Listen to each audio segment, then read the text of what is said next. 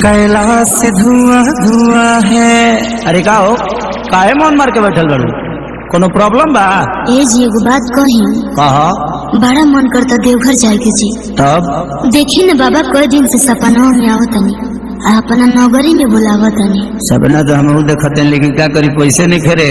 इस साल रहेगा पर साल चले जाए, ठीक बा? गाड़ियों खाली नहीं खींचा तो हम अब की बार ना मानो, हम तो जेबे करो। चुप।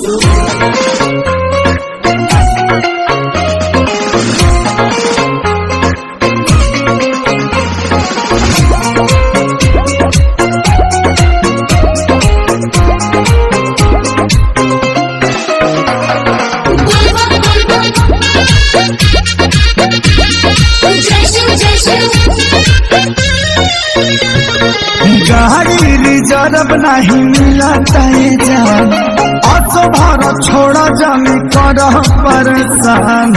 हो हर साल चल जाए, छोड़ देना हम ना जाए। अरे गाड़ी रिजर्व नहीं मिला जान, ऑटो भाड़ा छोड़ा जाने कर परेशान। जाए खाते देव घर फूलौले बारू लोला, फूलौले बारू लोला। हाँ तो सुनी ना, नहीं रास्ता में मांगब कोका कोला, राजा भूख कोके होला, चली ना बोलोले बड़ा भोला, चली ना बोलोले बड़ा भोला, चली ना बोलोले बड़ा भोला।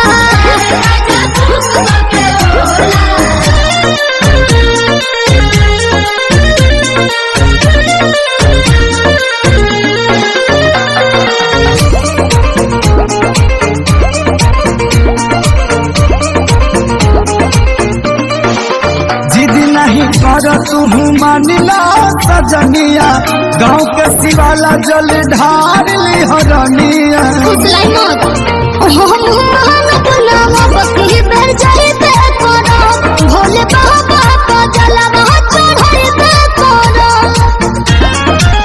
वही साल चली हो कि नाई शंखा पोला, कि नाई शंखा पोला। हाँ तो सुनी ना, नहीं रास्ता में मांगब कोका कोला, राजा भूख कोके होला, चली ना बोलौले बड़ा भोला, चली ना बोलौले बड़ा भोला, चली ना बोलौले बड़ा भोला।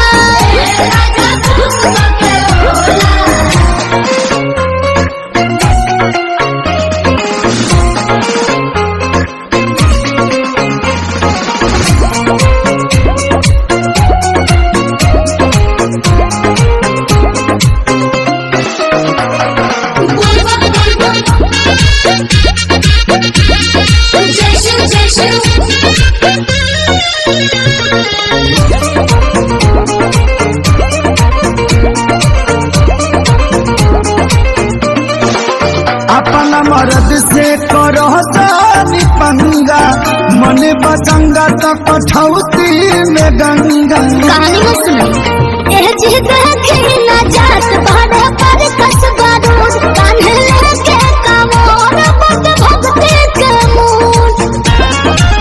तोहर के चढ़ौले बा खेसरिया बकलोला, खेसरिया बकलोला। असल बिंदु जी तो जाते बाड़ो, नहीं रास्ता में मांगब